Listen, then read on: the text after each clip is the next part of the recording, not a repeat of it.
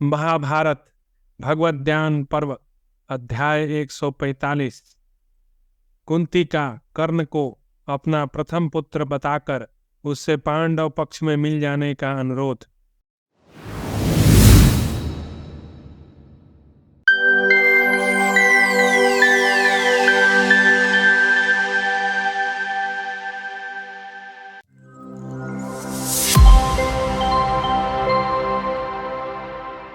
कर्ण बोला, देवी, मैं राधा तथा अधिरथ का पुत्र कर्ण हूँ और आपके चरणों में प्रणाम करता हूँ। आपने किस लिए यहाँ आने का कष्ट किया है, बताइए, मैं आपकी क्या सेवा करूँ। कुंती ने कहा, कर्ण, तुम राधा के नहीं कुंती के पुत्र हो। तुम्हारे पिता अधिरथ नहीं और तुम सूत कुल में नहीं उत्पन्न हुए हो। मेरी इस बात को ठीक मानो। तुम कन्यावस्था में मेरे गर्भ से उत्पन्न हुए पुत्र हो। महाराज कुंती भोज के घर में रहते समय मैंने तुम्हें गर्भ में धारण किया था। अतः बेटा, तुम पार्थ हो। कर्ण, ये जो जगत में प्रकाश और उष्णता प्रदान करने वाले भगवान सूर्यदेव हैं, इन्होंने शस्त्रधारियों में श्रेष्ठ तुम जैसे वीर पुत्र को मेरे गर्भ से उत्पन्न किया है। दुर्धर्ष पुत्र, मैंने पिता के घर में तुम्हें जन्म दिया था। तुम जन्म काल से ही कुंडल और कवच धारण किए देव बालक के समान शोभा संपन्न रहे हो। बेटा, तुम जो अपने भाइयों से अपरिचित रहकर मोहवश धृतराष्ट्र के पुत्रों की सेवा कर रहे हो, वह तुम्हारे लिए कदापि योग्य नहीं है। बेटा, धर्मशास्त्र में मनुष्य के लिए यही धर्म का उत्तम फल बताया गया है कि उनके पिता आदि गुर्जन था। एकमात्र पुत्र पर ही दृष्टि रखने वाली माता उनसे संतुष्ट रहे। अर्जुन ने पूर्व काल में जिसका उपार्जन किया था और दुष्टों ने लोभवश इसे हर लिया है, युधिष्ठिर की उस राज्य लक्ष्मी को तुम धृतराष्ट्र पुत्रों से छीनकर भाइयों सहित उसका उपभोग करो। आज उत्तम बंधु जनोचित स्नेह के साथ कर्ण और अर्जुन का मिलन कौरव लोग देख लेंगे और इसे देखकर दुष्ट लोग नतमस्तक हो। कर्ण और अर्जुन दोनों मिलकर वैसे ही बलशाली हैं जैसे बलराम और श्री कृष्ण। बेटा, तुम दोनों हृदय से संगठित हो जाओ और इस जगत में तुम्हारे लिए कौन सा कार्य असाध्य होगा। कर्ण, जिस प्रकार महान यज्ञ की वेदी पर देवगणों से घिरे हुए ब्रह्मा जी सुशोभित होते हैं, उसी प्रकार अपने पांचों भाइयों से घिरे हुए तुम भी शोभा पाओगे। अपने श्रेष्ठ स्वभाव वाले बंधुओं के बीच में तुम सर्वगुण संपन्न ज्येष्ठ भ्राता परम पराक्रमी कुंती पुत्र कर्ण हो। तुम्हारे लिए सूत पुत्र शब्द का प्रयोग नहीं होना चाहिए। कर्ण का कुंती को उत्तर तथा अर्जुन को छोड़कर शेष चारों पांडवों को न मारने की प्रतिज्ञा। अध्याय 146। वैशंपायन जी कहते हैं, जन्मेजय, तदनंतर सूर्यमंडल से एक वाणी प्रकट हुई जो सूर्यदेव की कही हुई थी। उसमें पिता के समान स्नेह भरा था और वह दुर्लंघ प्रतीत होती थी। कर्ण ने उसे सुना।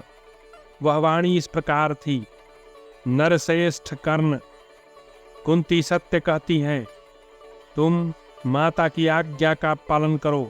उसका पूर्ण रूप से पालन करने पर तुम्हारा कल्याण होगा। वैशंपायन जी कहते हैं, जन्मेजय, माता कुंती और पिता साक्षात सूर्यदेव के ऐसा कहने पर भी उस समय सच्चे धैर्य वाले कर्ण की बुद्धि विचलित नहीं हुई। कर्ण बोला, राजपुत्री, तुमने जो कुछ कहा है उस पर मेरी श्रद्धा नहीं होती। तुम्हारी इस आज्ञा का पालन करना मेरे लिए धर्म का द्वार है, इस पर भी मैं विश्वास नहीं करता। तुमने मेरे प्रति जो अत्याचार किया है वह महान कष्टदायक है। माता, तुमने जो मुझे पानी में फेंक दिया वह मेरे लिए यश और कीर्ति का नाशक बन गया। यद्यपि मैं क्षत्रिय कुल में उत्पन्न हुआ था, तो भी तुम्हारे कारण क्षत्रियोचित संस्कार से वंचित रह गया। कोई शत्रु भी मेरा इससे बढ़कर कष्टदायक एवं अहितकारक कार्य और क्या कर सकता है। जब मेरे लिए कुछ करने का अवसर था, उस समय तो तुमने यह दया नहीं दिखाई, और आज जब मेरे संस्कार का समय बीत गया, ऐसे समय में तुम मुझे छात्र धर्म की ओर प्रेरित करने चली हो। पूर्व काल में तुमने माता के समान मेरे हित की चेष्टा कभी नहीं की और आज केवल अपने हित की कामना रखकर मुझे मेरे कर्तव्य का उपदेश दे रही हो। श्री कृष्ण के साथ मिले हुए अर्जुन से आज कौन वीर भय मानकर पीड़ित नहीं होता।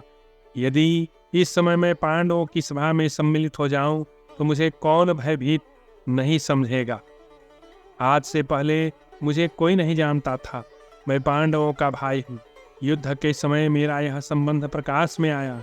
इस समय यदि पांडव से मिल जाऊं तो क्षत्रिय समाज मुझे क्या कहेगा। धृतराष्ट्र के पुत्रों ने मुझे सब प्रकार की मनोवांछित वस्तुएं दी हैं और मुझे सुखपूर्वक रखते हुए सदा मेरा सम्मान किया है। उनके इस उपकार को मैं निष्फल कैसे कर सकता हूँ। शत्रुओं से वैर बांधकर जो नित्य मेरी उपासना करते हैं तथा जैसे वसुगण इंद्र को प्रणाम करते हैं उसी प्रकार जो सदा मुझे मस्तक झुकाते हैं, मेरी ही प्राण शक्ति के भरोसे जो शत्रुओं के सामने डटकर खड़े होने का साहस करते हैं और इसी आशा से जो मेरा आदर करते हैं, उनके मनोरथ को मैं छिन्न भिन्न कैसे करूं। जो मुझको ही नौका बनाकर उसके सहारे दुर्लंघ समर सागर को पार करना चाहते हैं और मेरे ही भरोसे अपार संकट से पार होने की इच्छा रखते हैं, उन्हें इस संकट के समय में कैसे त्याग दूं। दुर्योधन के आश्रित रहकर जीवन निर्वाह करने वालों के लिए ही यही उपकार का बदला चुकाने के योग्य अवसर आया है। इस समय मुझे अपने प्राणों की रक्षा न करते हुए उनके ऋण से उऋण होना है। जो किसी के द्वारा अच्छी तरह पालित पोषित होकर कृतार्थ होते हैं, परंतु उस उपकार का बदला चुकाने योग्य स्वयं आने पर जो अस्थिर चित्त पापात्मा पुरुष पूर्वकृत उपकार को न देखकर बदल जाते हैं, वे स्वामी के अन्न का अपहरण करने वाले तथा उपकारी राजा के प्रति अपराधी हैं। उन पापाचारी कृतघ्नों के लिए ना तो यह लोक सुखद है ना परलोक ही। मैं तुमसे झूठ नहीं बोलता। धृतराष्ट्र के पुत्रों के लिए मैं अपनी शक्ति और बल के अनुसार तुम्हारे पुत्रों के साथ युद्ध अवश्य करूंगा, परंतु उस दशा में भी दयालुता तथा सज्जनोचित सदाचार की रक्षा करता रहूंगा।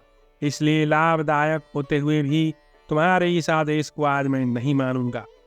परंतु मेरे पास आने का जो कष्ट तुमने उठाया है वह भी व्यर्थ नहीं होगा। संग्राम में तुम्हारे 4 पुत्रों को काबू के अंदर तथा वध के योग्य अवस्था में पाकर भी मैं नहीं मारूंगा। वे 4 हैं। अर्जुन को छोड़कर युधिष्ठिर, भीम, नकुल, सहदेव। युधिष्ठिर की सेना में अर्जुन के साथ ही मेरा युद्ध होगा। अर्जुन को युद्ध में मार देने पर मुझे संग्राम का फल प्राप्त हो जाएगा अथवा स्वयं ही सव्यसाची अर्जुन के हाथ से मारा जाकर मैं यश का भागी बनूंगा। यशस्विनी, किसी भी दशा में तुम्हारे 5 पुत्र अवश्य शेष रहेंगे। यदि अर्जुन मारे गए तो कर्ण सहित, और यदि मैं मारा गया तो अर्जुन सहित तुम्हारे 5 पुत्र सदैव जीवित रहेंगे। कर्ण की यह बात सुनकर कुंती धैर्य से विचलित न होने वाले अपने पुत्र कर्ण को हृदय से लगाकर दुख से कांपती हुई बोली, कर्ण, दैव बड़ा बलवान है। तुम जैसा कहते हो वैसा ही हो। इस युद्ध के द्वारा कौरवों का संहार होगा। शत्रुसूदन, तुमने अपने 4 भाइयों को अभयदान दिया है। युद्ध में उन्हें छोड़ देने की प्रतिज्ञा पर दृढ़ रहना।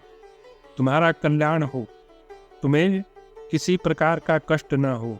इस प्रकार जब कुंती ने कर्ण से कहा तब कर्ण ने भी तथास्तु कहकर उसकी बात मान ली। फिर वे दोनों पृथक पृथक अपने स्थान को चले गए। युधिष्ठिर के पूछने पर श्री कृष्ण का कौरव सभा में व्यक्त किए हुए भीष्म जी के वचन सुनाना। वैशंपायन जी कहते हैं, जन्मेजय, शत्रुओं का दमन करने वाले भगवान श्री कृष्ण ने हस्तिनापुर से उपलब्ध में आकर पांडवों से वहां का सारा वृत्तांत ज्यों का त्यों कह सुनाया। दीर्घकाल तक बातचीत करके बारंबार गुप्त मंत्रणा करने के पश्चात भगवान श्री कृष्ण विश्राम के लिए अपने वास स्थान को गए। तदनंतर सूर्यास्त होने पर 5 भाई पांडव विराट आदि सब राजाओं को विदा करके संध्योपासन करने के पश्चात भगवान श्री कृष्ण में ही मन लगाकर कुछ काल तक उन्हीं का ध्यान करते रहे। फिर दशाहर कुलभूषण श्री कृष्ण को बुलाकर वे उनके साथ गुप्त मंत्रणा करने लगे। युधिष्ठिर बोले, कवननयन, आपने हस्तिनापुर जाकर कौरव सभा में धृतराष्ट्र पुत्र दुर्योधन से क्या कहा, यह हमें बताने की कृपा करें। भगवान श्री कृष्ण ने कहा, राजन, मैंने हस्तिनापुर जाकर कौरव सभा में धृतराष्ट्र पुत्र दुर्योधन से यथार्थ लाभदायक और हितकर बात कही थी, परंतु वह दुर्बुद्धि उसे स्वीकार नहीं करता था। युधिष्ठिर ने पूछा, ऋषिकेश, दुर्योधन के कुमार का आश्रय लेने पर कुरुकुल के वृद्ध पुरुष पितामह भीष्म ने ईर्ष्या और अमर्ष से भरे हुए दुर्योधन से क्या कहा? महाभाग भरद्वाज नंदन आचार्य द्रोण ने उस समय क्या कहा? पिता धृतराष्ट्र, माता गांधारी ने भी दुर्योधन से उस समय क्या बात कही? हमारे छोटे चाचा धर्मज्ञों में श्रेष्ठ विदुर ने भी, जो हम पुत्रों के शोक से सदा संतप्त रहते हैं, दुर्योधन से क्या कहा? जनार्दन, इसके सिवा जो समस्त राजा लोग सभा में बैठे थे, उन्होंने अपना विचार किस रूप में प्रकट किया? आप इन सब बातों को ठीक ठीक बताइए। कृष्ण, आपने कौरव सभा में निश्चय ही कुरुश्रेष्ठ भीष्म और धृतराष्ट्र के समीप सब बातें कह दी थी, परंतु आपकी और उनकी उन सब बातों को मेरे लिए हितकर होने के कारण अपने लिए अप्रिय मानकर संभवतः काम और लोभ से अभिभूत मूर्ख एवं पंडित मानी दुर्योधन अपने हृदय में स्थान नहीं देता। गोविंदा, मैं उन सब की कही हुई बातों को सुनना चाहता हूँ। तात, ऐसा कीजिए जिससे हम लोगों का समय व्यर्थ न बीते। श्री कृष्ण, आप ही हम लोगों के आश्रय, आप ही रक्षक तथा आप ही गुरु हैं। श्री कृष्ण बोले, राजेंद्र, मैंने कौरव सभा में राजा दुर्योधन से जिस प्रकार बातें की हैं वह बताता हूँ, सुनिए। मैंने जब अपनी बात दुर्योधन से सुनाई तब वह हंसने लगा। यह देख भीष्म जी अत्यंत कुपित हो उससे इस प्रकार बोले। भीष्म बोले, दुर्योधन, मैं अपने कुल के हित के लिए तुमसे जो कुछ कहता हूँ उसे ध्यान देकर सुनो। नृपश्रेष्ठ, उसे सुनकर अपने कुल का हित साधन करो।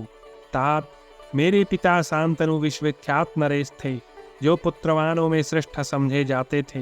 राजन, मैं उनका एकलौता पुत्र था, अतः उनके मन में यह विचार उत्पन्न हुआ कि मेरे दूसरा पुत्र कैसे हो, क्योंकि मनीषी पुरुष एक पुत्र वाले को पुत्रहीन ही बताते हैं।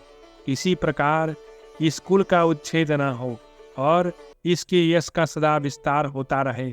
उनकी आंतरिक इच्छा जानकर मैं कुल की भलाई और पिता की प्रसन्नता के लिए राजा न होने और जीवन भर ऊर्ध्वरेता नैष्ठिक ब्रह्मचारी रहने की दुष्कर प्रतिज्ञा करके माता काली सत्यवती को ले आया। ये सारी बातें तुमको अच्छी तरह ज्ञात हैं। मैं उसी प्रतिज्ञा का पालन करता हुआ सदा प्रसन्नतापूर्वक यहाँ निवास करता हूँ। राजन, सत्यवती के गर्भ से कुरुकुल का भार वहन करने वाले धर्मात्मा महाबाहु श्रीमान विचित्रवीर उत्पन्न हुए, जो मेरे छोटे भाई थे। पिता के स्वर्गवास हो जाने पर मैंने अपने राज्य पर राजा विचित्रवीर को ही बिठाया और स्वयं उनका सेवक होकर राज सिंहासन से नीचे खड़ा रहा। राजेंद्र, उनके लिए राजाओं के समूह को जीतकर मैंने योग्य पत्नियां ला दी।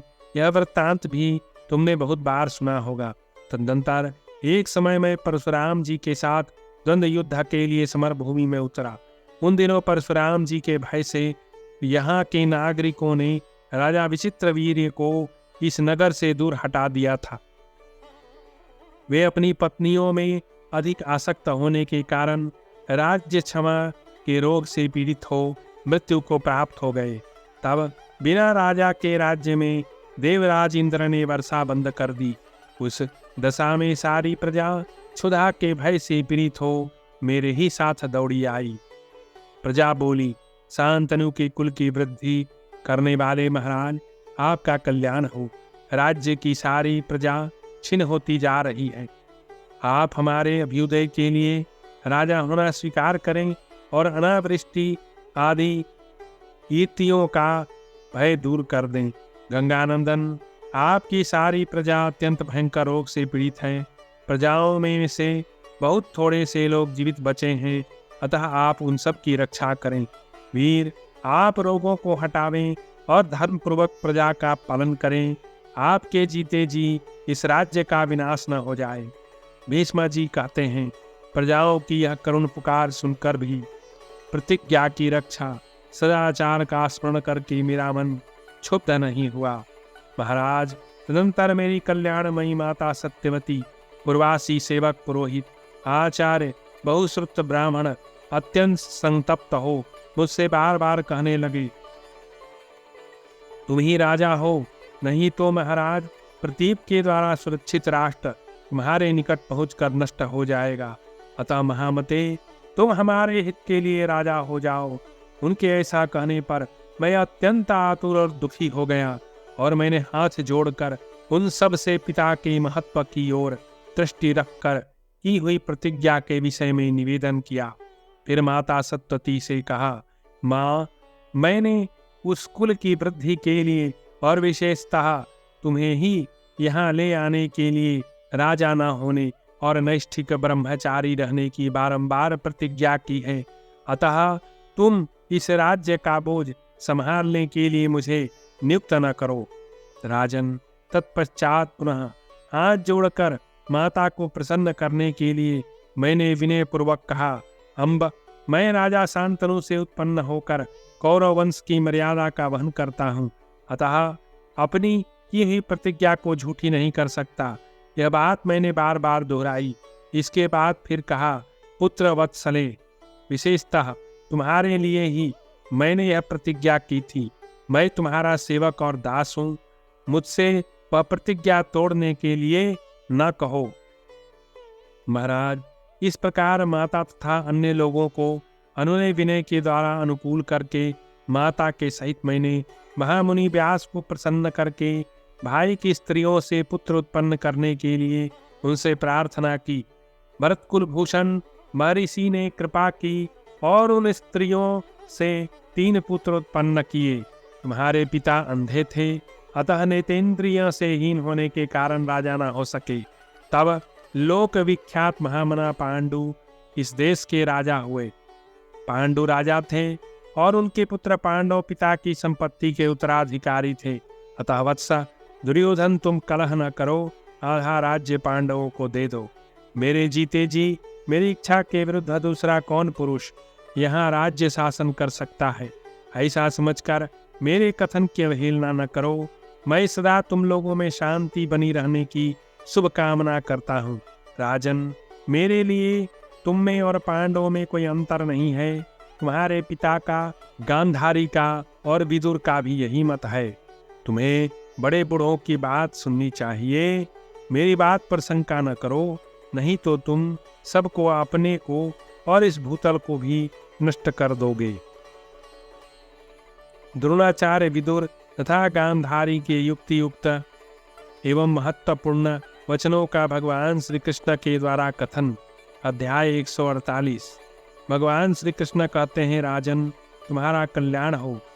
भीष्म जी की बात समाप्त होने पर प्रवचन करने में समर्थ द्रोणाचार्य ने राजाओं के बीच में दुर्योधन से इस प्रकार कहा, तात, जैसे प्रतिपुत्र शांतनु स्कूल की भलाई में लगे रहे हैं, जैसे देवव्रत भीष्म स्कूल की वृद्धि के लिए ही यहाँ स्थित हैं, उसी प्रकार सत्यप्रतिज्ञ एवं जितेंद्रिय राजा पांडु भी रहे हैं। वे कुरुकुल के राजा होते हुए भी सदा धर्म में ही मन लगाए रहते थे। वे उत्तम व्रत के पालक तथा चित्त को एकाग्र रखने वाले थे। कुरुवंश की वृद्धि करने वाले पांडु ने अपने बड़े भाई बुद्धिमान धृतराष्ट्र को तथा छोटे भाई विदुर को अपना राज्य धरोहर रूप से दिया। राजन, कुरुकुल रत्न पांडु ने अपनी मर्यादा से कभी च्युत न होने वाले धृतराष्ट्र को सिंहासन पर बिठाकर स्वयं अपनी दोनों स्त्रियों के साथ वन को प्रस्थान किया। तदनंतर पुरुष सिंह विदुर सेवक की भांति नीचे खड़े होकर चवर डुलाते विनीत भाव से धृतराष्ट्र की सेवा में रहने लगे। तदनंतर सारी प्रजा जैसे पांडु के अनुगत रहती थी, उसी प्रकार विधि पूर्वक राजा धृतराष्ट्र के अधीन रहने लगी। इस प्रकार शत्रुओं की राजधानी पर विजय पाने वाले पांडु विदुर सहित धृतराष्ट्र को अपना राज्य सौंपकर सारी पृथ्वी पर विचरने लगे। सत्य प्रतीक विदुर कोष को संभालने, दान देने, भृत्य वर्ग की देखभाल करने तथा सबके भरण पोषण के कार्य में संलग्न रहते थे। शत्रु नगरी को जीतने वाले महातेजस्वी भीष्म संधि विग्रह के कार्य में संयुक्त हो राजाओं से सेवा और कर आदि लेने का काम संभालते थे। महाबली राजा धृतराष्ट्र केवल सिंहासन पर बैठे रहते और महात्मा विदुर सदा उनकी सेवा में उपस्थित रहते थे। उन्हीं के वंश में उत्पन्न होकर तुम स्कूल में फुट क्यों डालना चाहते हो? राजन, भाइयों के साथ मिलकर मनोवांछित भोगों का उपभोग करो। विश्रेष्ठ, मैं दीनता से या धन पाने के लिए किसी प्रकार कोई बात नहीं कहता हूँ। मैं भीष्म का दिया हुआ पाना चाहता हूँ, तुम्हारा दिया नहीं। जनेश्वर, मैं तुमसे कोई जीविका का साधन प्राप्त करने की इच्छा नहीं करूँगा। जहाँ भीष्म है वहीं द्रोण है। जो भीष्म कहते हैं उसका पालन करो। शत्रुसूदन, तुम पांडवों का आधा राज्य दे दो। तात, मेरा यह आचार्यत्व तुम्हारे और पांडवों के लिए सदा समान है। मेरे लिए जैसा अश्वत्थामा है वैसा ही श्वेत घोड़ों वाला अर्जुन भी है। अधिक बकवाद करने से क्या लाभ? जहाँ धर्म है उसी पक्ष की विजय निश्चित है। यतो धर्मस्ततो जय। भगवान श्री कृष्ण कहते हैं, महाराज युधिष्ठिर, अमित तेजस्वी द्रोणाचार्य के इस प्रकार कहने पर सत्य प्रतिज्ञ धर्मज्ञ विदुर ने ज्येष्ठ पिता भीष्म की ओर घूमकर उनके मुंह की ओर देखते हुए इस प्रकार कहा। विदुर बोले, देवव्रत जी, मेरी यह बात सुनिए। यह कौरव वंश नष्ट हो चला था जिसका आपने पुनः उद्धार किया था।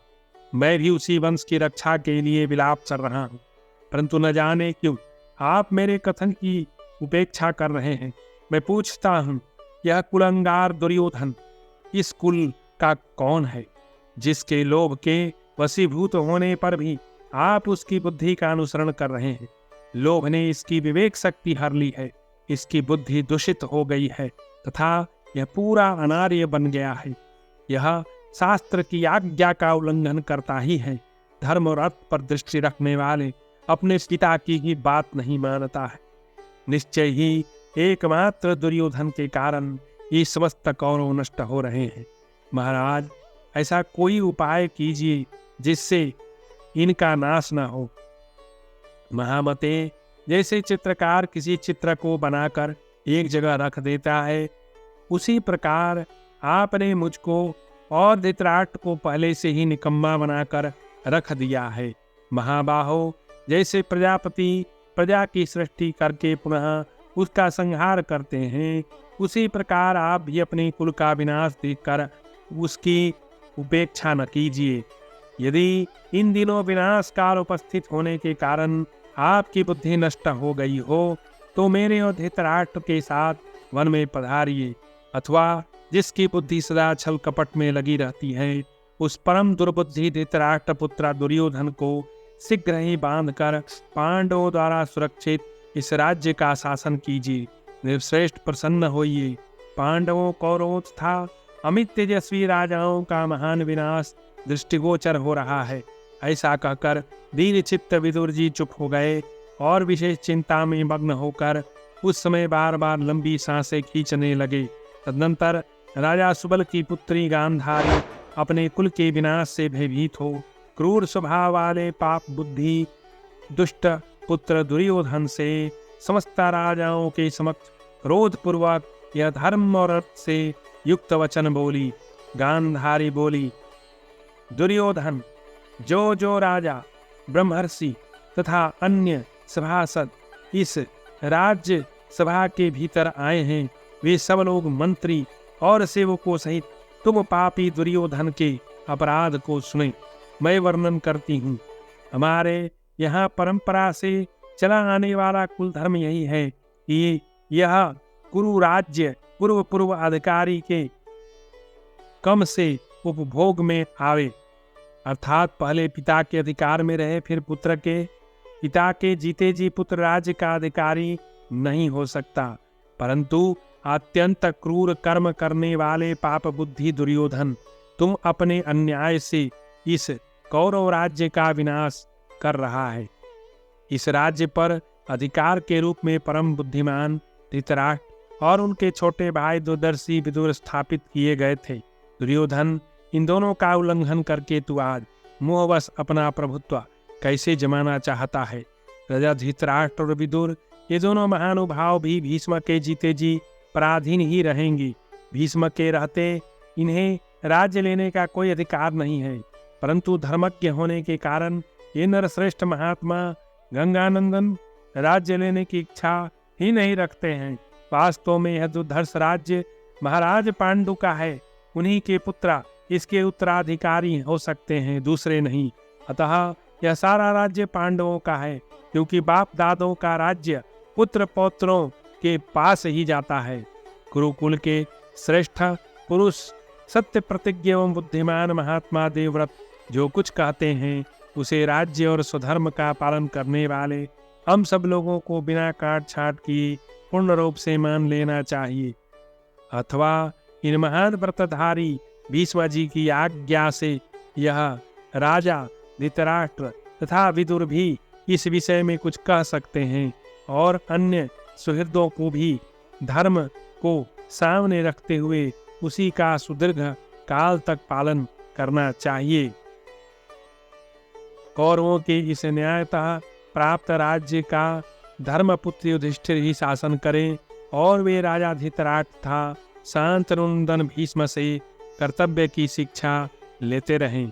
इस प्रकार श्री महाभारत उद्योग पर्व के अंतर्गत भगवत ध्यान पर्व में श्री कृष्ण वाक्य विषयक